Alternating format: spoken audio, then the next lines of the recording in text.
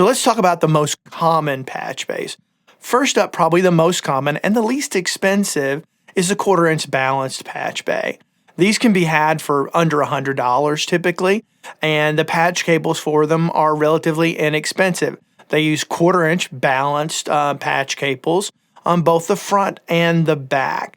And so that's typically the most common. However, these type patch bays, most of them, not all of them, do not give you the ability to do any type of normaling. More on that in a second, because that's important.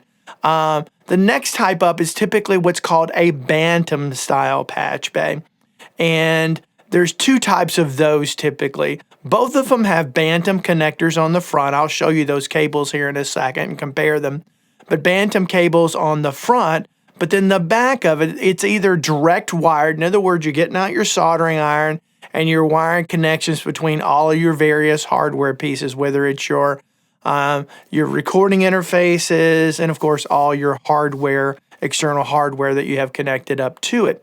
And then there's also the kind that I have here, and I have two patch bays like this here in the studio, and they have DB25 connectors on the back. So now let's talk about cabling. So this is a 1/4-inch balanced plug.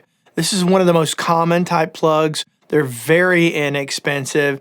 You can use these to patch between guitar pedals, between your recording interface, as well as your hardware directly. Or, of course, the first type of patch bay I talk about uses these on the front and the back. Next up, when you look at it by size and comparison, I have to put it over here so maybe you can see that a little bit better. You do that by size and comparison. This is a Bantam cable here. And so this is much, much smaller in a footprint over the 1/4-inch balanced. And these typically are used on what's called Bantam patch bays, and they're more expensive.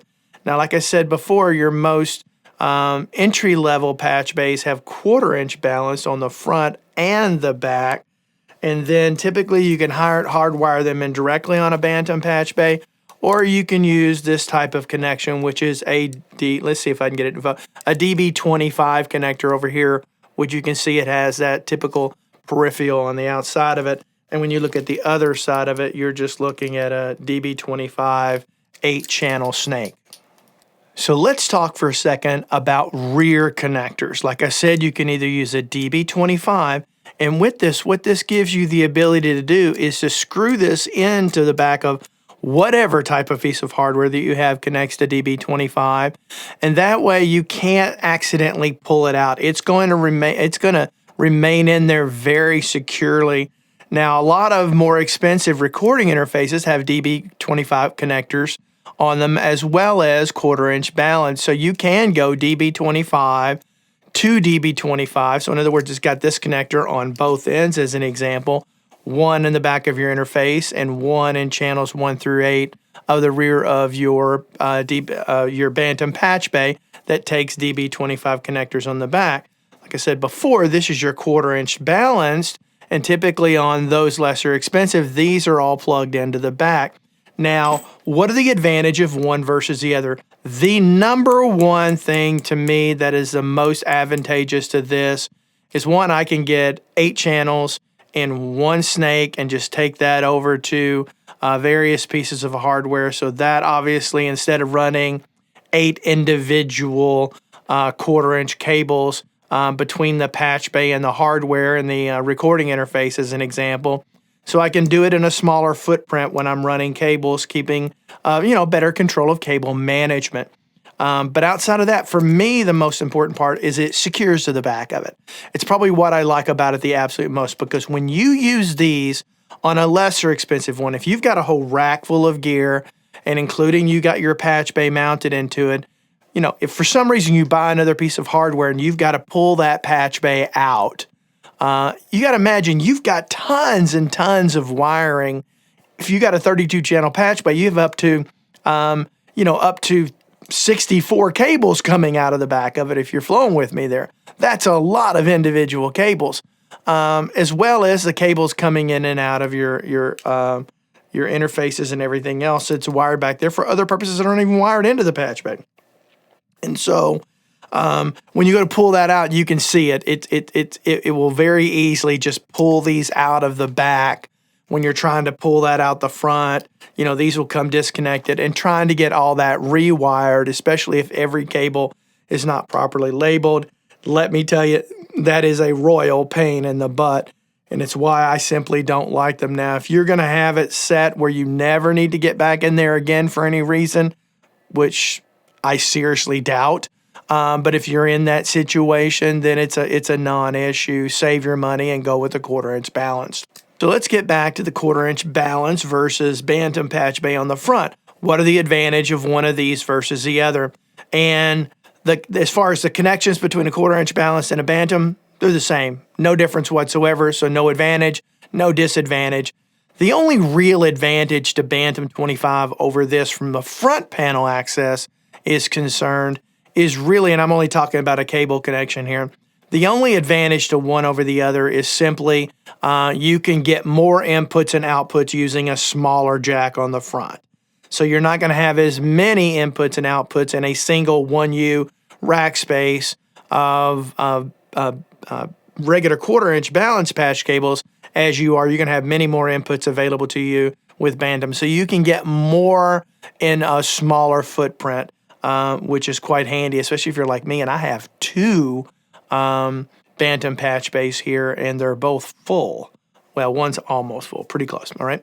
So anyway, you've got that. So that's some of the advantages when that's concerned. Now, if you are curious, you can buy a Bantam patch bay, a Bantam cable. This is Bantam on one end with a typical XLR mic input on the other. So let's say, for example, you've got the 1/4 inch balanced inputs on your recording interface. You could go into this in the front of it and then automatically connect to that interface without having to go around and crawl around. So you've got that, and you've got both male and female available to you in Bantam to 1/4 inch type cabling adapters, and any length there in between. All right. Okay. So why spend more money on a Bantam patch bay compared to super inexpensive one for less than $100? You know, your least expensive Bantam patch bay is going to cost you around $500. And so that's probably from Redco, which is going to be your least expensive, going up past that. And so why buy a Bantam patch bay over that 1/4 inch balance? Well, the first thing you've got is the 1/4 inch jacks on the back of it. Royal pain in the butt, already talked about that. Next up, you can get more I/O in a single 1U rack space. So if rack space is tight, you're going to do so much better with a Bantam patch bay because you can get more I/O in a single 1 rack space. Again, on the back of Bantam patch bays, they're either going to be hardwired and soldered in. But for the sake of discussion, let's really just compare it to DB25 connectors. You're going to have a very secure cabling on the back of it that is going to take up less footprint in your cable management as you run things around, especially if you have longer runs. Bantam patch bays give you the ability to normal. Most 1/4 inch balances do not, but there are some that do. So if it does, it's kind of a moot point. So what is this thing called normaling? Let's get into it. Let me show you a few diagrams, and let's start getting into talking about the 3 types of normaling that are available on a patch bay that offers normaling. As you can see here, I've got interface output 1 connected to the top of the patch bay on the first jack. The hardware insert 1 I've got connected to the very first connection on the bottom of the patch bay, again, which is my inputs, okay? Now, once you've got those connected, you no longer need a patch cable to connect those. They're always connected without needing to do anything, so you save on the usage of patch cables in this particular example. So you can see by the green arrow that connection's always there with no cable needing to be connected. Staying with full normal, let's say, for example, I want to take output 1 of the recording interface and patch that into hardware insert 8, which is to the right. The minute I plug that patch cable into the front of the patch bay for the output of 1, it automatically severs that connection between input 1 on the bottom, and then wherever you plug that patch cable into is now where that's going to be routed to. And in this example, it's going to go to the 8th input jack on the bottom of the patch bay.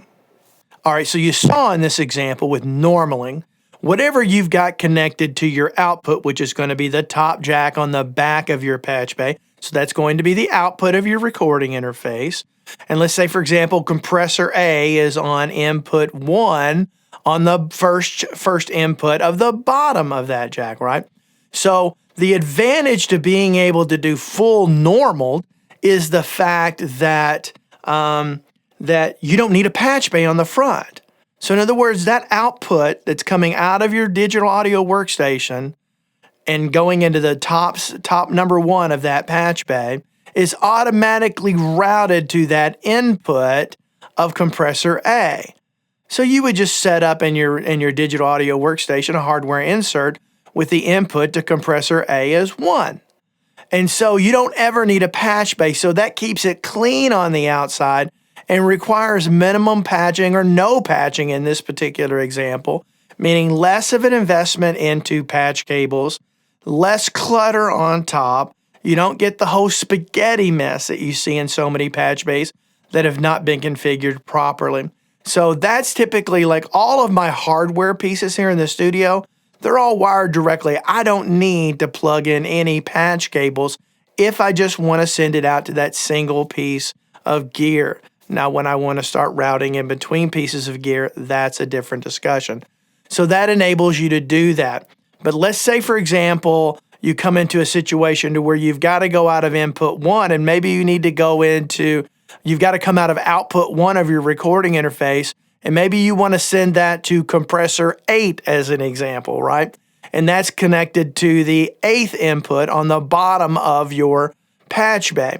So you would just plug a patch cable into the output of 1 and go down and plug it into the input of 8. So now instead of that going automatically from output 1 to compressor 1 input, automatically going down when it's full normal, the second you plug in a patch cable coming out of that output, it automatically severs the connection to compressor A on the bottom. Okay, automatically severs it immediately. So you're now bypassed that connection, and now it's being rerouted to the other end of that patch cable, which in this example went into the input of compressor number 8, which is on the 8th bottom row of inputs on the back of the on the patch bay. Okay, so that's one of the advantages of that. You're never having to patch anything in.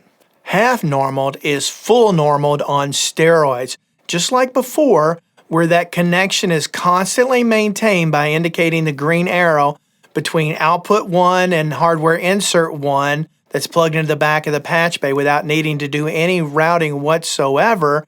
But let's say, for example, in this example, I also want to send that over. I want to Y that out or mult that out and send it to an alternative secondary input. This is where half normaled really comes into play and offers you tremendous flexibility. So in this example, as I plug a jack into output 1 on the top, before that would completely sever the connection to input 1 on the bottom if I was in full normaled. But since I'm half normaled, it allows me to Y that out. So now I'm sending that output 1 to 2 input sources, both 1 and 8 in this example. And this is what you'll use on most of your hardware inserts. So now you've talked about half normal. Half normaled, if you picked up on that, is basically normaled on steroids. It gives you even more flexibility because when you're half normaled, what it does in this example, if you're going into input 1 or output 1 of your recording interface, right? And then in the input 1 of your compressor A is on the bottom, you don't need a patch cable to connect those two. You don't need it. It's automatically connected. That signal is automatically going to get routed. But let's say, for example, you also want to send that output 1 to a different input on a different piece of gear. Where with full normal, the second you plug in that patch bay and then go plug it into the output 1 of that patch bay, it's automatically going to sever that connection to the compressor A's input 1. It's going to automatically sever that connection. With half normal, it's going to retain that connection and basically what you call mult, or for lack of better terms, it's going to Y that out. So now when you plug a patch cable into output 1 on the top of your patch bay and you go into the input of another particular input, let's say channel 8 again, and it goes to compressor 8, what that is now going to be feeding, that output is now going to be coming down to compressor A, and it's also going to be coming down to compressor 8 or compressor 1 and compressor 8 at the same time. So now because it's half normal, it's still retaining that signal flow from top to bottom, but now it's Ying it out, aka multing it out to another input of another piece of gear. For non-normal, there are no automatic connections happening between the outputs and the inputs on the patch bay. Everything has to be physically connected as indicated by the X in the connection. So if you want to use this, in this example, you have to use a physical patch cable to be able to do it. And lastly, we just looked at non-normal, which is exactly what you think it is. There's no connections. Typically, this is when there's no connection between the top row, which is your outputs, and the bottom row of your inputs. There are going to be times when that's necessary, and I do that here in the studio. As an example, I've got quite a few 500 series microphone preamps, right? And I want to be able to go into those directly from the face of the patch bay. Let me grab this cable again. So what I would do from there is I would plug this into my microphone as an example, and then this would go into that input of the microphone preamp via my patch bay. And so I don't need that to be connected to anything else. I can manually connect that up. And so that's one of the things that I have set up. That said, I don't want to overcomplicate this, but I also have the output of those microphone preamps that are automatically routed to certain inputs on my recording interface. So I can automatically do that without having to go in and configure anything, if that makes sense. So it's up to you to decide on if you need a patch bay, and if you do, what kind do you buy? Is it going to be a 1/4 inch balanced, or is it going to be a Bantam? I would say those things are personal choice, and it depends on how much funds you've got available for the purchase. But I would say for me, it's a deal breaker. If I can't do normaling on it, the ability to normal my inputs and outputs, that's a deal breaker for me. But that's because I've got a lot of stuff back there. If you've only got 2 or 3 pieces of outboard hardware you're doing, these things aren't going to be as important to you. It's really not going to be that big of a deal. Because remember, if you wanted to keep that output 1 of your interface automatically connected to the input of your compressor, you just simply do a patch cable from the top of one to the bottom of one, and it would always be connected. It's really as simple as that.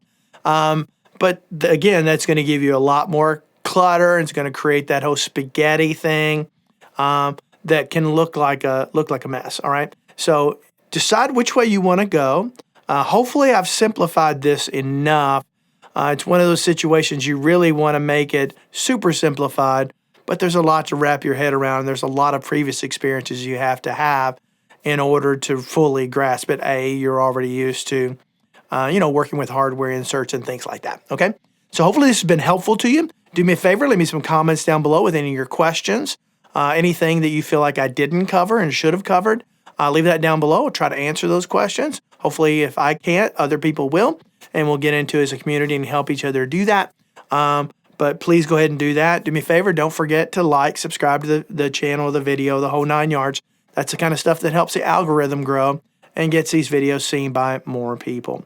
But until next time, I hope every one of you have a great day. Bye-bye.